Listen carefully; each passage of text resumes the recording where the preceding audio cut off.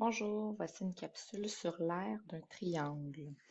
Alors, un petit rappel, l'aire, c'est la surface à l'intérieur.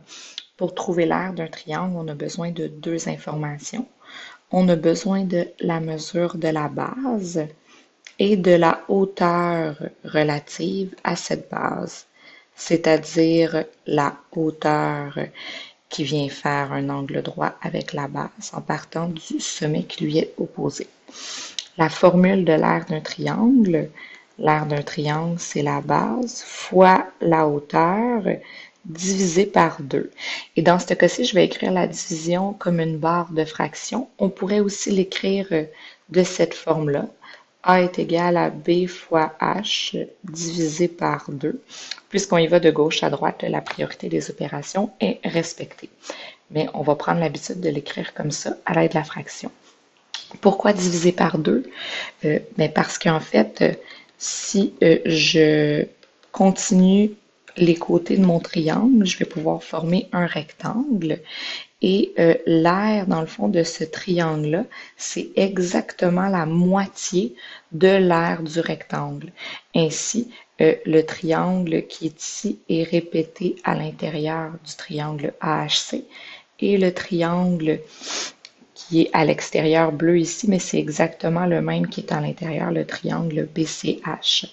L'aire d'un triangle, c'est donc dire que c'est la moitié de l'aire d'un rectangle. C'est pourquoi on va faire base fois hauteur, mais on va diviser par 2 parce qu'on va prendre la moitié de l'aire du rectangle. Si on veut trouver l'aire du triangle suivant, premièrement, je vais aller identifier ma hauteur. Alors, ma hauteur, c'est ici, c'est 6,51. Et la base sur laquelle cette hauteur-là vient faire un angle droit, c'est le côté BA. Donc, la base, c'est 19,81. Les côtés 8,34 et 15,99, j'en ai pas de besoin. Donc, l'aire est égale à B fois H divisé par 2. L'aire est donc égal à 19,81 fois la hauteur qui est 6,51 divisé par 2 et une valeur de 64,48 unités carrées, parce que là, ici, il n'y a pas de centimètres. Alors, au lieu d'écrire est égal à 64,48. Comme sur notre calculatrice, ça nous écrit 64,48155. C'est une mesure qui est approximative, le 64,48. On va mettre le symbole de environ pour dire que c'est environ égal à 64,48. Alors, deuxième exemple, quelle est l'aire du triangle suivant? Première étape, on identifie la base qui est le côté AB. La hauteur, cette fois-ci, c'est un côté du triangle. Puisque c'est un triangle rectangle, on a déjà notre angle droit ici. Le côté de notre triangle formant l'angle droit est donc aussi la hauteur en même temps de ce triangle-là. Alors, pour trouver l'aire, on écrit notre formule. L'aire, c'est la base fois la hauteur divisé par 2. Dans ce cas-ci, c'est 10,5 fois 13,2 divisé par 2. On fait le calcul. 10,5 fois 13,2 divisé par 2. On obtient une valeur de 69,3 unités carrées. Troisième exemple, un triangle équilatéral.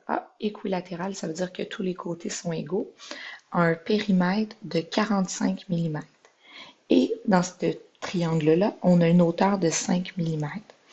J'ai donc un triangle dont le périmètre est égal à 45 mm. Le périmètre, c'est la somme de tous les côtés qui forment la frontière. Et dans ce triangle-là, il y a une hauteur de 5 mm. Mon but, si je veux trouver l'aire de ce triangle-là, j'ai tout d'abord besoin d'aller trouver la mesure de un de ces côtés-là. Donc, étape 1, je vais aller trouver un côté de mon triangle équilatéral. Comme tous les côtés sont égaux, je vais faire 45 divisé par 3 et un côté va mesurer 15 mm.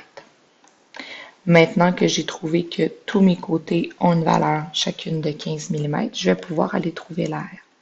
Donc, je vais aller trouver l'aire de mon triangle. J'écris ma formule. L'aire du triangle, c'est la base fois la hauteur divisée par 2. Dans ce cas-ci, ça va être 15 fois 5 divisé par 2. Et l'aire de mon triangle va être de 37,5 mm². Voilà.